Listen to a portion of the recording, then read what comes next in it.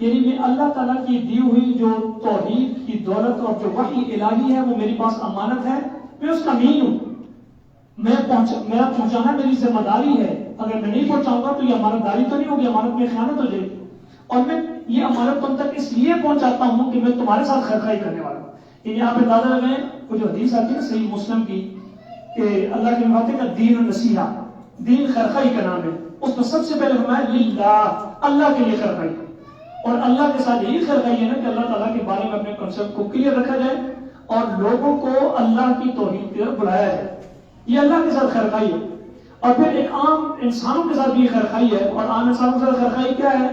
اللہ تعالیٰ نے انسانیت کی رشد و ہدایت کے لیے، فلاح و بہبود کے لیے، کامیابی و کامرانی کے لیے، ناکامی سے بچاؤ کے لیے جو فارمولہ دیا ہے اس کو پوری خیر خواہی کے ساتھ اللہ کے بندوں کو بتانا کہ یہ تمہاری کامیابی اس چیز کے اندر ہے اور تمہاری ناکامی اس چیز کے اندر ہے۔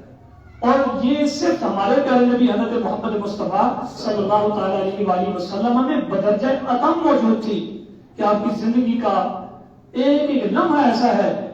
کہ جو اللہ کے ساتھ بھی خیر خواہی کہ اللہ کے دین کو پہنچانے کے لحاظ سے، اور بندوں کے ساتھ بھی خیر خواہی کہ بندوں کی کامیابی اور کامرانی کے لیے کوئی کسر آپ نے نہیں چھوڑی،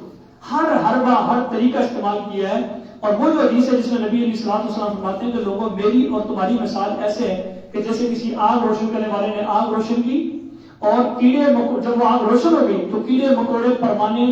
آ کر اس پہ گرتے ہیں اور جلتے ہیں اور مرتے ہیں، اور وہ بندہ اپنے دونوں ہاتھوں سے دھکیل کر کے ان کیڑے مکوڑوں کو بچاتا ہے، پیچھے کرتا ہے کہ آگ میں گر کر کے جل نہ جائے۔ میں محمد کی مثال بھی ایسی ہے تمہارے ساتھ، اللہ تعالیٰ نے جہنم کی آگ روشن کی ہے اور تم لپٹ کر اس آگ کی طرف جاتے ہو، میں محمد صلی اللہ علیہ وسلم کو پکڑ کر پیچھے سے جہنم کی آگ سے بچاتا ہوں۔ یہ انبیاء کی خیر خواہی ہے جو اپنی امتیوں کے ساتھ ان کی خیر خواہی ہوتی تھی۔ تو اللہ رب العزت ہمیں بھی ایسا خیر خواہ بنا دے کہ ہم بھی انسانیت کے ساتھ امت محمد صلی اللہ علیہ وسلم کے خیر خواہ بن جائیں، اور جو دین اللہ تعالیٰ نے سمجھ عطا فرما دے، جس دین کی جو حق اور سچ ہو، درست راستہ ہو، اللہ تعالیٰ نے اس راستے پر خود بھی چلنے کی توفیق دے، اور امت محمد صلی اللہ علیہ وسلم کی ایک ایک فرد تک اللہ تعالیٰ کا پیغام، نبی علیہ الصلوۃ والسلام کی سنت اور آپ کی تعلیمات کو پہنچانے کی توفیق عطا فرمائے۔